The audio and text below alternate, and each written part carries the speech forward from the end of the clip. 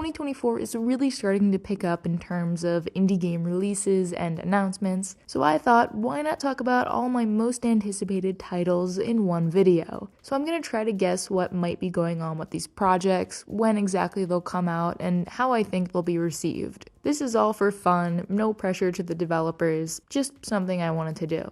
A month or two ago, we had a big wave of April and May release dates, but things are still wide open for the summer, so I'd expect the calendar to start filling out very soon. Coming up in a few weeks, though, is the Underwater Souls-like Another Crab's Treasure, releasing on April 25th. This one's gonna knock it out of the park. I think a lot of big streamers will play this for its premise and visuals alone, and I already know that it's fun and challenging based on the demo that came out last year. People are gonna love this one, and they're gonna be talking about it on the internet for a while. Soon after, on May 9th, we'll be able to play Animal Well, which may not blow up as much as the crab game, it could though, but will definitely become a cult classic with an extremely dedicated community. Fans will be playing and discovering new secrets for years and years, as there are multiple layers of hidden puzzles and who knows what else. At this point, it's my most anticipated game of the year, and I plan on reviewing both it and Another Crab's Treasure in the coming month or so.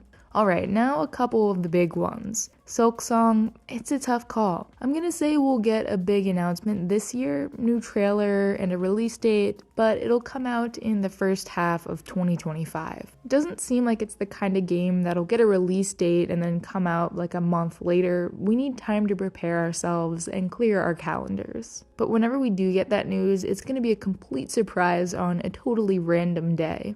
As of November, Hades 2, which is the most wishlisted game on Steam by the way, is set to launch in early access in Q2 this year, so anytime between April and the end of June. Not sure about that anymore, maybe more of an early fall release, and I do think it will be in early access for quite a bit. Personally, I don't plan on playing it until it's fully out because Supergiant is just too good at storytelling, and I don't want to have to wait to find out what happens to all my favorite extremely attractive gods and goddesses.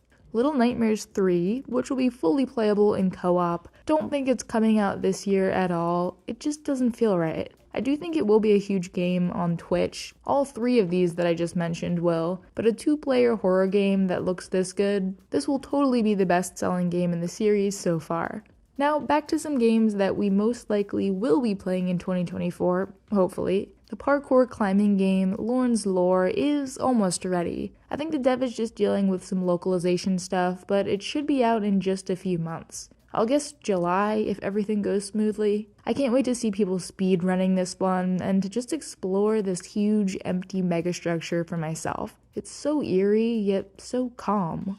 If you want something super chill, Skate Story, which is being published by Devolver, will hopefully be here this year. It's been a while since we heard anything or saw any new clips, which I'd assume means the dev is deep into polishing this gem up and preparing some sort of marketing campaign for the second half of the year. A late fall release feels right to me, maybe November. This will totally be one of those games I keep coming back to whenever I just want to relax and listen to some music or go hunting for collectibles and try to beat some of my high scores.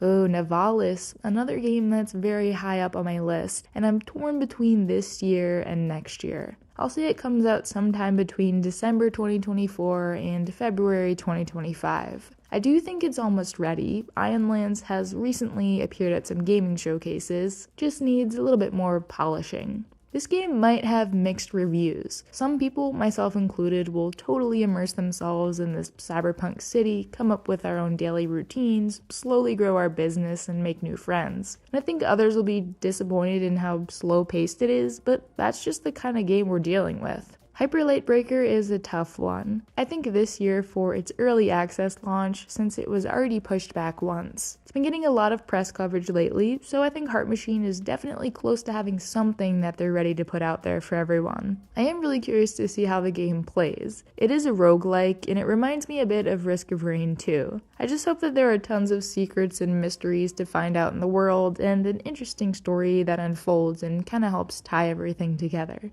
The big catch is an interesting one. It was funded on Kickstarter at the end of 2022. Development started with just 2 people, and the team has tripled since then. Things are definitely cooking with this one, and they're at the point that they can't really show us anything, but I think they're gonna at least drop a monster trailer this summer with maybe a late 2024 release date. And then a couple games we know are absolutely not coming out this year. Pony Island 2 from the creator of Inscription. The reveal trailer for this one hinted at 2025 or 2026, who knows. But Inscription did just launch at the end of 2021, which was less than 3 years ago. It's gonna be a while before we get any more news. We just got an announcement last week that Earthblade definitely isn't coming in 2024. I made a little video update about it, but I'm not surprised since we haven't heard much in the past year at all. Extremely OK Games is still making progress on this one. They just hired a new designer, and the game's producer is back from a big surgery. I have faith that they're working on big things this year though. It might just stay a secret for a little while longer.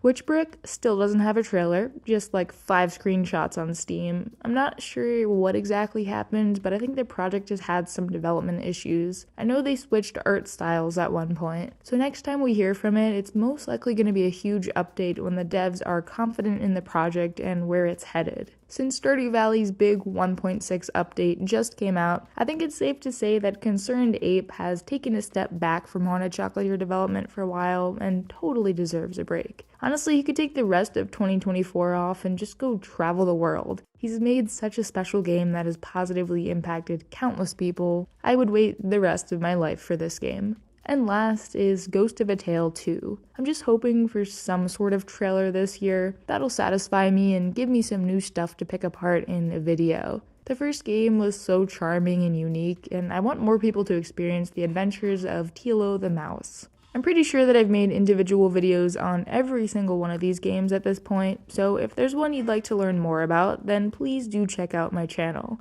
If even a quarter of these games end up coming out this year, then I'd be more than happy, and I don't doubt that there will be many more indie game surprises for us come this summer.